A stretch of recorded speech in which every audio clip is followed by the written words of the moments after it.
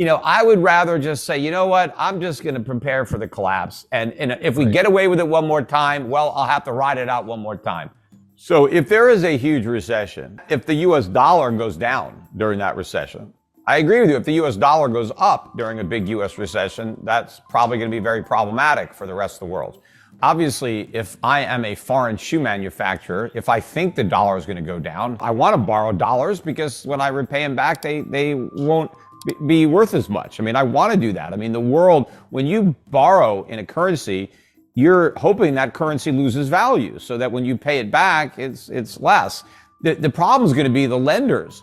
See, right now, people want to loan US dollars because they have confidence in the dollar. Well, what happens when they lose that confidence? It's going to be the lenders that don't want to make dollar loans. People are always going to want to borrow in a currency they think is going to go down. They're just not going to want to lend in it.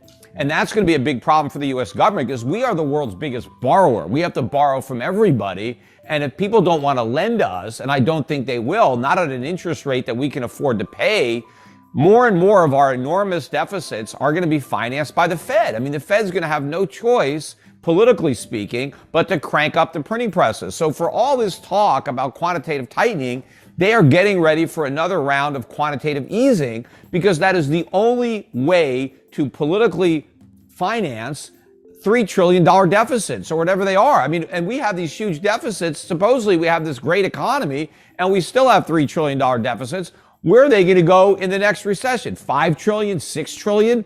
And where is the government going to get all that money? They're not going to raise taxes on the middle class. They're not going to cut Social Security or Medicare. So the Fed is going to have to print up all that money. We're going to have to print far more money in the future than we have in the past. And we're not going to get foreign central banks to do our dirty work. The Japanese, the Chinese, the Saudis, whoever, they are not going to buy up U.S. treasuries. The Fed is going to be the buyer of only resort. They're not going to want them because I think they're still able to get away with the transitory narrative. They're still saying that what we're seeing is COVID related, it's Putin related, and so they're acting as if nothing has changed. There is a point in time where the public is not going to buy those excuses anymore. And, you do still have some old school central bankers in Germany in the Bundesbank. These guys, they just can't keep quiet and watch the euro become the Portuguese, escudo or the Italian lira. It's supposed to be the Deutschmark. So at some point, something is going to have to change there. And look, what I think it's going to take for the dollar to really sell off is either one or two things are going to have to happen.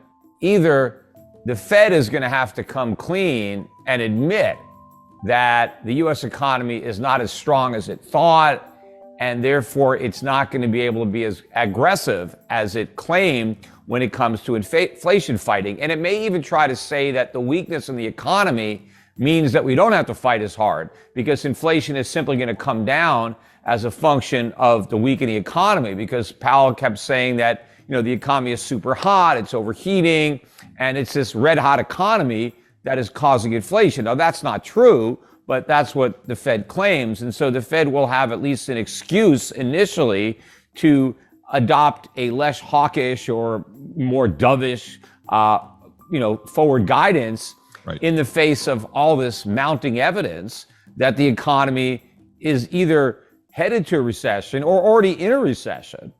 So either that's going to happen, the Fed comes clean, or the markets begin to front run that, capitulation and start to realize that that's going to happen. Even before the Fed acknowledge it, the markets start to realize, wait a minute, this economy is a mess. We're in recession, or we're going to soon be in recession. So the Fed is never going to be able to follow through with the rate hikes that have already been baked into this cake. And I think the reason that we've seen this strength in the dollar is because everybody has been bracing for, this epic inflation battle where the Fed was going to, go Paul Volcker on inflation and the consequences be damned. Who cares? We're going to put this inflation genie back in the bottle. We're going to go back down to 2%. And so just the way the markets believed the Fed, when the Fed said there was no inflation, in fact, they said there wasn't enough inflation. And then when they said, oh, don't worry about the rise, it's transitory, Now that they've admitted it wasn't transitory, the markets still believe the Fed. For some reason, the Fed credibility is still there, and the markets believe the Fed is committed to fighting inflation. Well, I don't. I think they're going to give up that fight the minute they realize how weak the economy is, because I think all of their tough talk is predicated on the economy being strong enough to withstand the rate hikes or the quantitative tightening. But when they realize that's not the case, they're going to reverse. And so either the Fed is going to tell that to the markets, or the markets are going to figure it out. And that's when the dollar really starts to fall. But what I think is the nail in the dollar's coffin is when the Fed turns its attention to the economy and starts to stimulate the economy, even though inflation has not returned to 2%. And in fact, I believe that the next recession will be a catalyst for an acceleration of inflation as the Fed prints more money to try to prop up the economy. And we're going to get the economy falling at the same time inflation is rising. And that means unemployment is also going to be picking up dramatically. You know, the Powell was talking about how he had this great labor market, the greatest he's ever seen. That's a great contrarian indicator that the labor market is about to fall out of bed and we're about to see a big problem. So I think the same thing with the Fed. They think this labor market is so strong, it's an accident waiting to happen. And so when we get that, when we get recession and rising inflation at the same time, maybe unemployment and inflation both go into the double digits, 10% unemployment, 10% inflation. When the markets get a whiff of that, I mean, that's it. I mean, the dollar is going to get killed in that type of economic environment. So first of all, the dollar hasn't collapsed yet, but it's been on the brink several times. I mean, it almost collapsed in 1987. It almost collapsed in 2008. So it's been, near death, and then it's, revived. And so the question is, the next time the dollar falls the way it did in 87 or 2008, what if it keeps falling? What if there isn't a miracle to save it? That's what my thought is that how can you press your luck? Because I agree with what Brent is saying in that I'm right inevitably, but the timetable is difficult to tell. What if the imminent threat, or not maybe a threat, is that the dollar goes up before it goes down, because in the long run, it's cross currents at play, right? But here's the thing. How do you know when you've arrived at the long run? Because you can always say it's a problem in the long run, it's a problem in the long run. So that means eventually you're in the long run, except when you're in the long run, you still don't know you're there, right? You still say the same thing. It's a problem eventually. So at some point, somebody who thinks it's a problem in the future is going to be surprised because they've arrived at the future, right? There is no more can caking, because I'm sure it's not going to be, we're going to get to the point where it's a crisis. And then all the people who have said, hey, it's only a problem in the long run, they're not going to suddenly say, yep, it's a problem right now. They're not going to know it's a problem until it's a crisis. So it's going to have to happen. So the question is, can we do it again?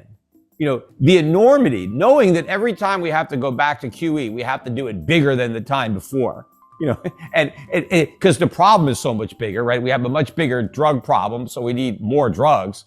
Can the U.S. get away with it yet again, given how big the numbers already are, how large the deficits are, how large the Fed's balance sheet is, how screwed up the economy is? Can we up the ante again and expect the rest of the world, given all the problems that the rest of the world has, to finance it again, to step up to the plate and loan the U.S. enough money to let us get away with it one more time? I just don't want to make that bet. I realize, yes, that's the trend. We've been able to get away with it all this time. So let's, just roll the dice and assume that it happens again. But knowing that eventually it has to collapse, I would rather just say, you know what, I'm just going to prepare for the collapse. And if we get away with it one more time, well, I'll have to ride it out one more time.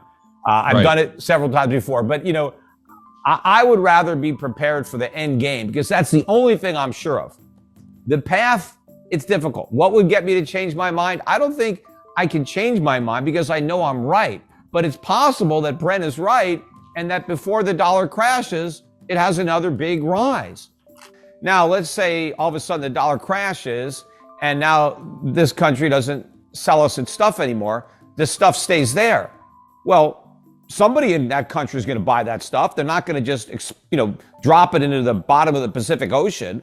The stuff's going to get sold. It's just that it's going to be somebody in that country that's going to get it instead of someone in America. Now, the people in America that used to get all this stuff, we're not going to get that stuff anymore. We're just going to have our dollars.